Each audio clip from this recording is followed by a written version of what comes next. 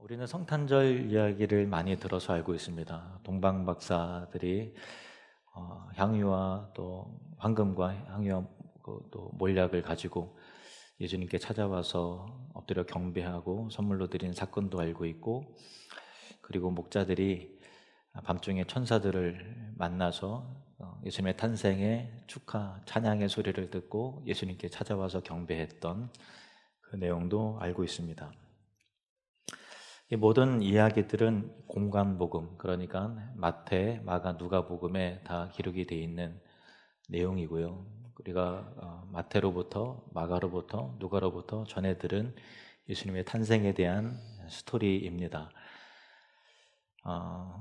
만약에 그것이 가능하다면 우리가 직접 마리아에게, 또 예수님의 육신의 아버지인 요셉에게, 또 동방 박사들에게 가서, 또 목자들에게 가서 예수님이 태어나실 때 그때 어땠냐고, 어떤 일이 일어났냐고, 어떤 상황이었냐고 물어본다면 그들은 가슴 벅찬 마음으로 아름답고 기이한 예수님의 탄생에 대한 일화를 우리에게 전해줄 것입니다. 근데 우리가 더 궁금한 것은 예수님에게 직접 듣는 성탄절 이야기죠. 예수님 태어나실 때 예수님은 어떤 생각이 드셨나요?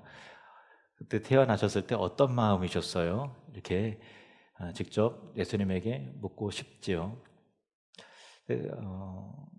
안타깝게도 근데 이 사복음서에는 예수님으로부터 직접 듣는 탄생의 이야기가 기록되어 있지 않습니다. 그러나 다행히 시편 40편에 예수님께서 이 땅에 태어나실 때, 나실 때 어떤 뜻으로 오셨는가가 기록이 되어 있고, 또 히브리서 10장에서 시편 40편의 예언의 말씀이 반복적으로 기술이 되어 있습니다. 우리가 읽은 본문이 바로 그 내용입니다. 히브리서 10장 5절에서 7절 말씀을 제가 다시 읽겠습니다. 그러므로 주께서 세상에 임하실 때 이르시되, 우리 예수님께 세상에 임하실 때 말씀하셨다라는 것입니다. 하나님이 제사와 예물을 원하지 아니하시고 오직 나를 위하여 한 몸을 예비하셨도다. 번제와 속죄제는 기뻐하지 아니하시나니 이에 내가 말하기를 하나님이여 보시옵소서, 두루마리 책에 나를 가리켜 기록된 것 같이 하나님의 뜻을 행하러 왔나이다 하셨느니라. 예수님께서 강림하셨을 때 이와 같이 말씀하셨다라는 것이 시편 40편에 예언되어 있고, 그리고 히브리서 10장에 이와 같이 소개가 되어 있습니다. 이 구절이 예수님으로부터 직접 듣는 성탄절 이야기입니다. 그러면 예수님께서 이 구절을 통해서 우리에게 말씀하시는 바 네 가지를 오늘 정리해서 말씀을 드리도록 하겠습니다. 첫 번째는 예수님은 하나의 분명한 목적을 가지고 이 땅에 오셨다는 것을 말씀하고 계십니다.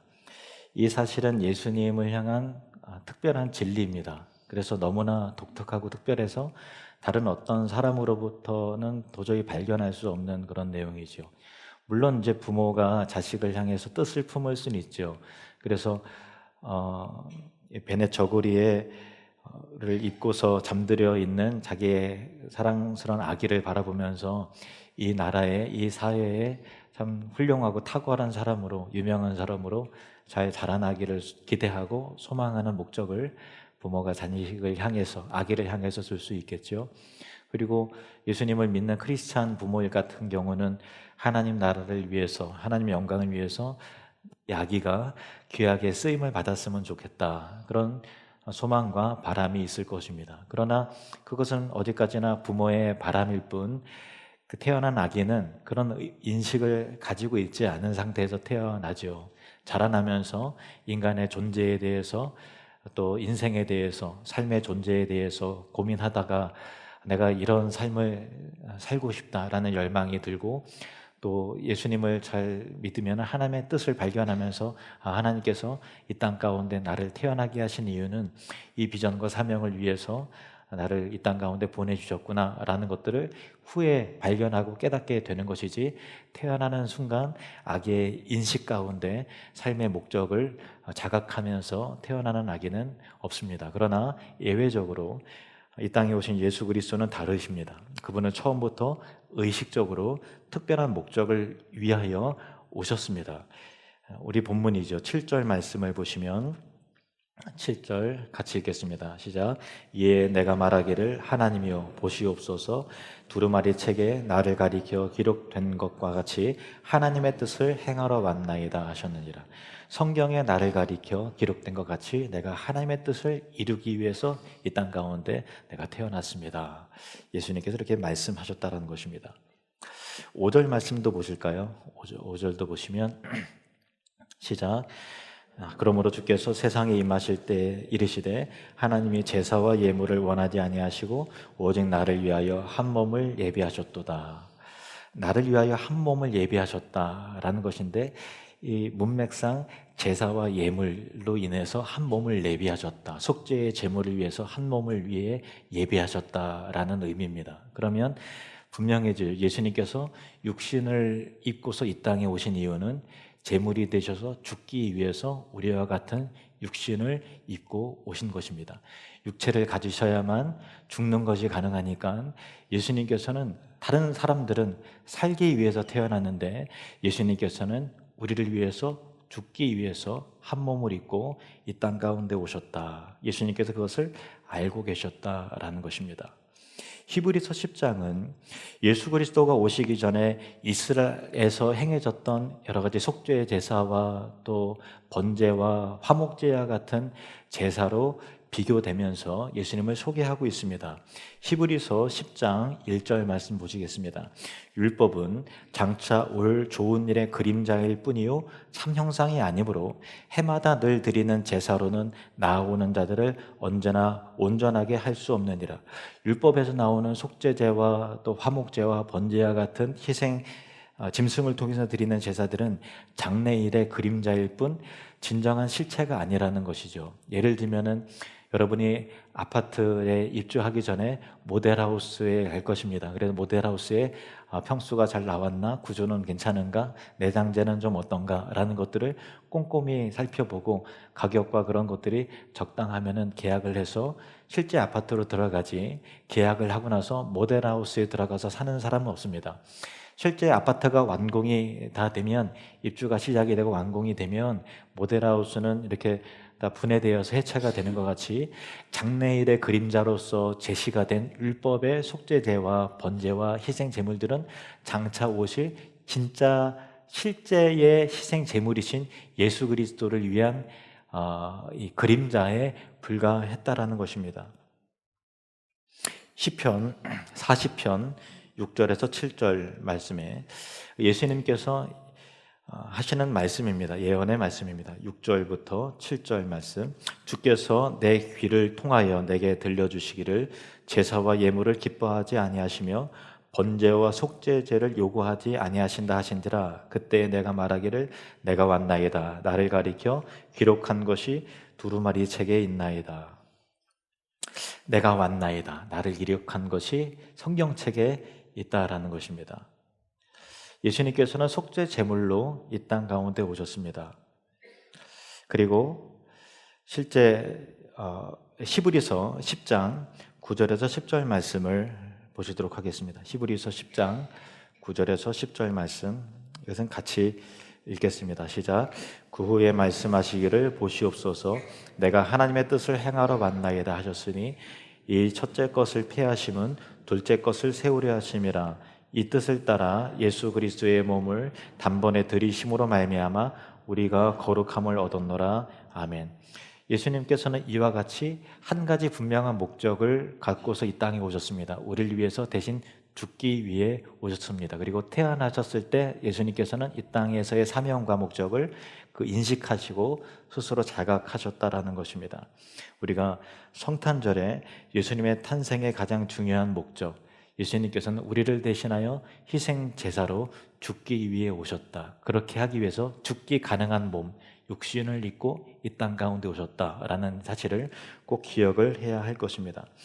이 본문의 두 번째 내용이 있습니다. 두 번째 내용은 예수님은 하나의 분명한 목적을 가지고 이 땅에 오셨을 뿐만 아니라 또한 자신이 그 목적을 이룰 수 있는 유일한 사람이며 또 완전한 자라는 것을 생각하고 오셨다라는 것입니다. 누구나 고귀한 목적을 품을 수는 있죠. 우리 어린 아이들이 여러분들도 어렸을 때 꿈꿨던 것처럼 나는 과학자가 될래, 나는 대통령이 될래, 나는 외교관이 될래 하고서 많은 고상한 목적을 갖지만 실제로 그 목적을 이루는 것과는 좀 다른 문제이지 않습니까?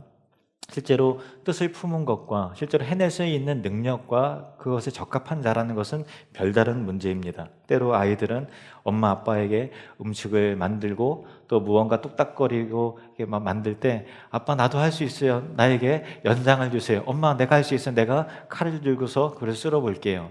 막 조르고 때를 써서 하는 수 없이 엄마가 칼을 주기도 하고 또 아빠가 옆에서 지켜보면서 연장을 주기도 하지만 이내 곧 자기가 그것을 나는 다 할 수 있어 라고 말했지만 엄마 아빠의 도움이 곧 필요하다는 것을 곧 깨닫게 되듯이 우리가 의식적으로 나는 그것을 하고 싶고 할 수 있다는 것과 그것을 할 만한 자격과 조건이 갖춰져 있다는 것은 별다른 문제인 것입니다.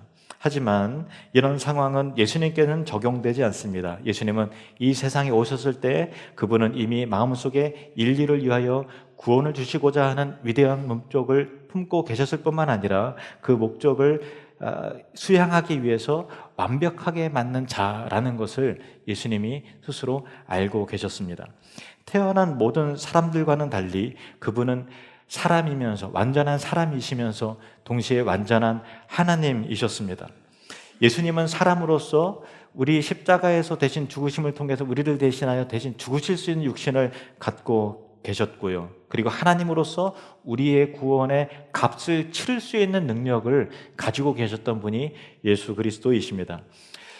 200년 전에 일어난 실제 얘기를 말씀드리겠습니다. 러시아의 군대에 한 군인이었던 젊은이의 이야기입니다. 그 젊은 군인의 아버지는 러시아 황제 니콜라스 1세와 그 아버지가 친한 좀 친밀한 친구 관계였어요. 그래서 그 젊은 군인은 실제 자격은 되지 않지만 아버지와 황제와의 관계를 통해서 군대에서 한 병역 내에 급여를 담당하는 급여 회계를 담당하는 일을 중책을 맡게 되었습니다. 그는 군인들에게 매달 지급되어야 될 돈을 올바른 액수를 집행해야 될 책임이 있었지만은 그의 인품은 그 일을 감당하는 데는 적합하지 않았습니다. 그는 그 돈을 도박에 사용했습니다.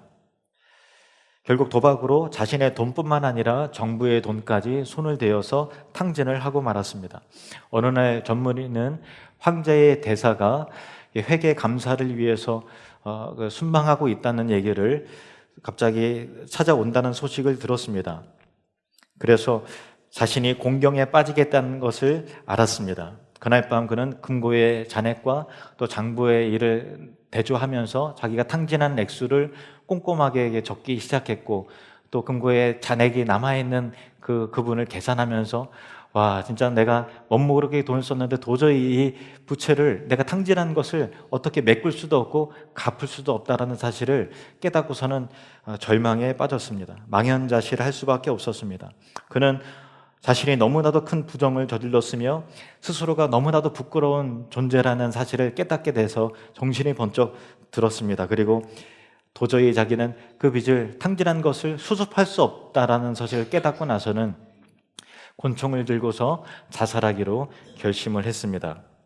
권총을 꺼내 테이블 위에 올려놓았습니다. 그리고 종이에 자신이 빚진 돈의 액수를 정확하게 하나씩 기록을 했습니다. 그리고 자신이 불법적으로 대출을 한 합산회수 그 맨 밑에 무엇이라고 적었는가 하면은 이 엄청난 빚을 누가 과연 갚을 수 있는가라고 기록하였습니다.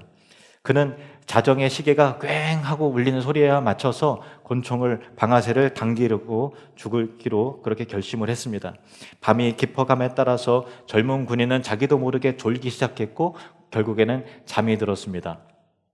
바로 그때 황제 니콜라스 1세가 병영 순시를 하고 있었습니다. 황제는 막사에 불이 켜져 있는 것을 보고서 들어와서 안으로 들어왔습니다. 그리고 한 젊은이가 책상에 엎드려서 자고 있는 것을 보았습니다. 그리고 어깨 너머에 그가 빼곡하게 적어놓은 장부를 보고서 여러 가지 정황들을 파악하게 되었습니다.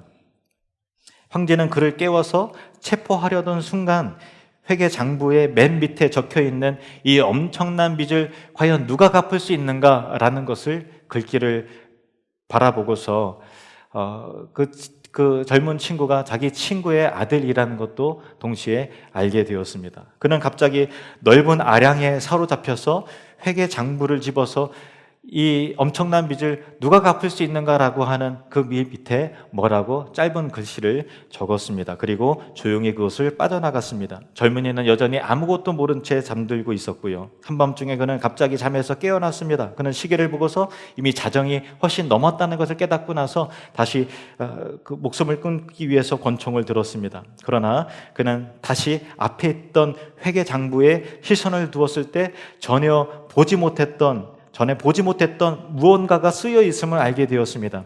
이 엄청난 빚을 누가 갚을 수 있는가? 그 밑에 이렇게 써져 있었습니다. 니콜라스.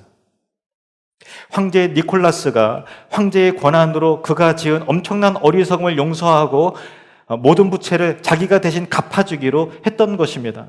다음날 아침 어떤 한 병사가 황제의 명에 의해서 부족한 액수를 채울 만한 큰 돈을 가지고 그 젊은 군인에게 찾아왔습니다. 이 엄청난 빚을 누가 갚을 수 있는가? 빚은 오직 황제만이 갚을 수 있고 황제만이 용서할 수 있었고 니콜라스 1세는 실제로 그렇게 했던 것입니다. 이와 똑같은 방식으로 우리 예수님만이 하나님에 대한 우리의 죄값을 대신 갚아주실 수 있는 유일한 분이 예수 그리스도이십니다. 우리는 율법에 기록된 하나님의 의에 대한 여러 가지 계명과 내용들을 바라보면서 누가 그 앞에 불의한 자기 자신의 모습을 바라볼 수밖에 없습니다. 바리새인들은 그 율법을 보면서 사람 앞에서 나는 이와 같이 율법대로 행했습니다. 말씀처럼 이와 같이 살았습니다. 라고 자기 자신을 자랑하고 치장하는 용도로 율법을 사용했지만 정직한 그리스도인들은 그럴 수 없습니다. 하나님의 말씀을 우리 가운데 서게 될 때 이 율법의 계명에 하나님의 뜻에 턱없이 부족한 자기 자신의 추함과 어리석음과 미약함을 깨닫게 되고서 과연 하나님 앞에서 이와 같은 죄값을 누가 과연 대신 치를 수 있는가라고 절망하며 탄식할 수밖에 없다라는 사실입니다.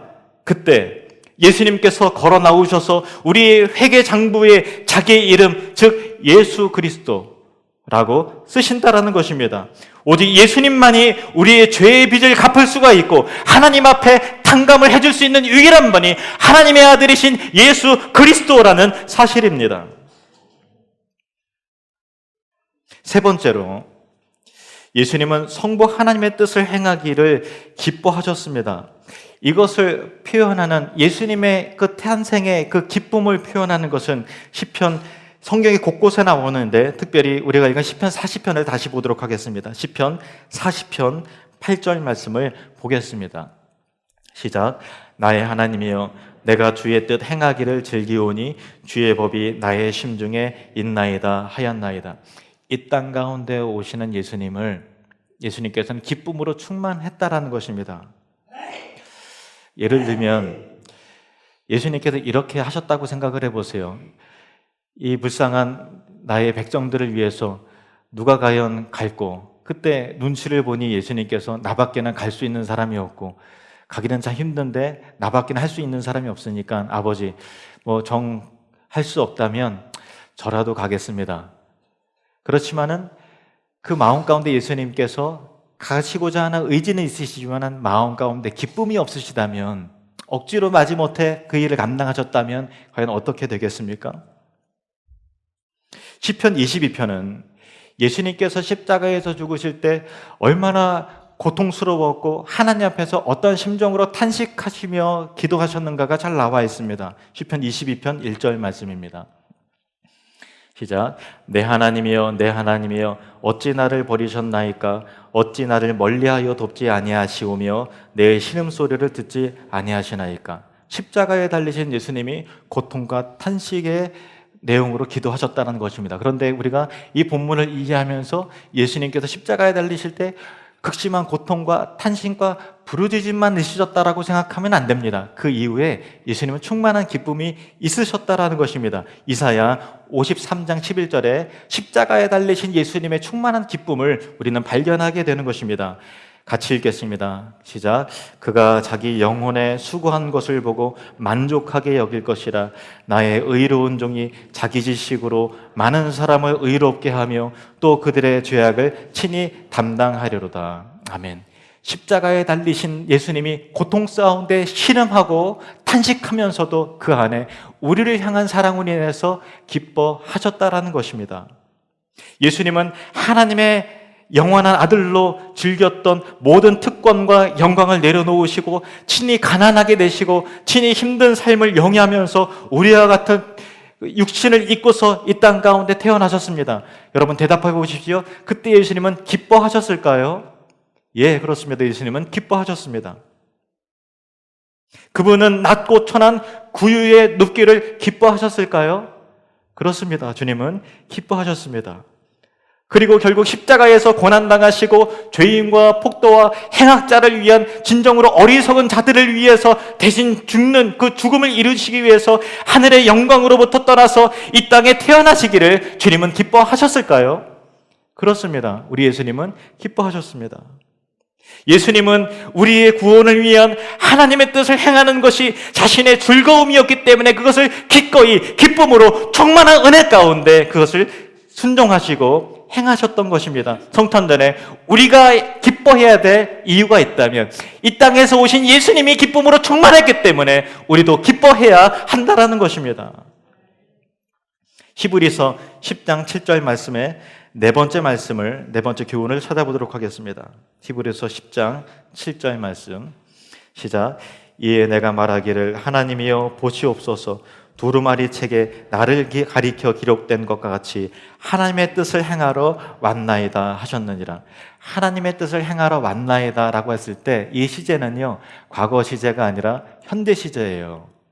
무슨 의미인가 하면요, 풀어서 설명하면 내가 왔습니다, 단순히 왔을 뿐만 아니라 다시는 떠나지 않을 것입니다 라는 그런 의미입니다. 어떤 사람은 성탄절이 2000년 전에 일어난 사건이 오늘날 현대에 살아가는 우리에게 과연 어떤 의미가 있을까라는 것들을 의문을 품을 것입니다. 별로 와닿지 않지 않을까라는 생각도 할지도 모르겠습니다. 그러나 2000년 전에 일어난 그 사건은 오늘날도 끝나지 않았다는 것입니다. 오히려 그때 오신 예수 그리스도는 자신이 성취하신 구원을 각 개인에게 가져다 주시기 위해서 성령을 통해서 오늘도 계속해서 성탄이 이루어지게끔 하신다라는 것입니다. 필립 브룩스라고 하는 사람이 작곡한 찬송가 120장의 가사를 보면 찬송가 120장은 오 베들레헴 작은 골이라는 찬양입니다. 이 찬양 한번 펴보세요. 찬송가 120장 오 베들레헴 작은 골. 그런데 예수님께서 지금도 오늘날도 계속 오시고 계시다라는 것이 3절과 4절에 잘 나와 있습니다. 제가 이 찬양 가사를 좀 읽어드릴게요. 오 놀라우신 하나님 큰 선물 주시니 주 믿는 사람 마음에 큰 은혜 받도다. 이 죄악 세상 사람 주 오심 모르나. 이 세상 사람 주님 오심을 모른다는 거예요.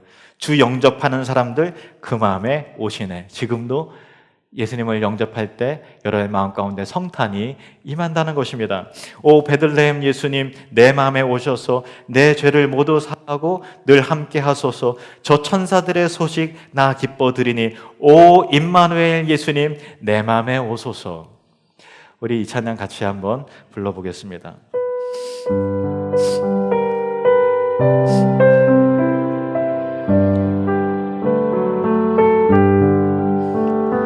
오 베들레헴 작은 골 너 잠들었느냐. 별들만 높이 빛나고 잠잠히 있으니 저 놀라운 빛 지금 캄캄함 이 맘에 온 하늘 두루 비춘 줄 어찌 모르나. 온 세상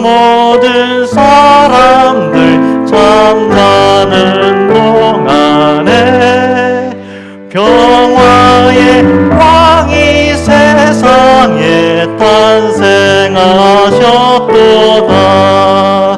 저 새벽별이 홀로 그 일을 하는들 밤새껏 귀한 그 일을 말없이 지켰네.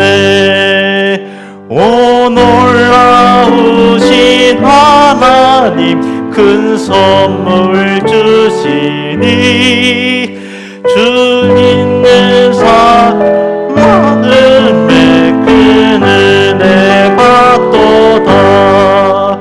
이 죄악 세상 사람 누구지 모르나 주 영접하는 사람들 그 맘에 오시네.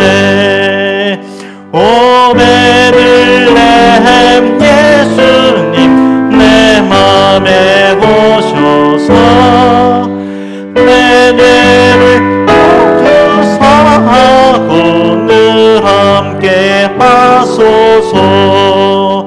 저 천사들의 소식 나 기뻐 들으니 오 임마누엘 예수님 내 맘에 오소서.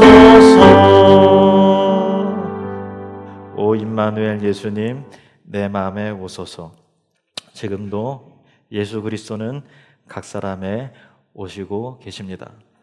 이것이 바로 성탄절 이야기가 지금까지도 살아 숨쉬는 이유이고, 이것이 바로 성탄절 이야기가 여전히 수없이 많은 사람들의 마음을 붙잡는 이유입니다. 기도하시겠습니다.